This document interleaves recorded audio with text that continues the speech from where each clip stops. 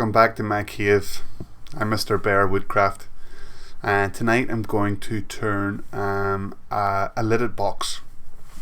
Now I have a piece on the lathe here. It's actually a piece of firewood, and I have just taken the bark off it, most of it, and straightened up one edge. So I will see what I can make out of this. I've been turning bits and pieces from an old firewood stack that we had.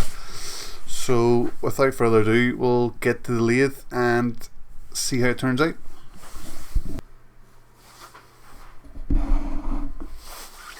As you can see, I've just trued up the edges. I've taken the bark off and just made it round. I've left a little bit of bark in here, a little inclusion.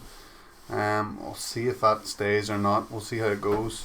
I just have to straighten up this edge here, and we will see if we can get a small lidded box. There's a little bit of bark here as well, so we'll see if we can keep that. It's fairly smooth. Oh, no focus. There we go. We'll see what happens.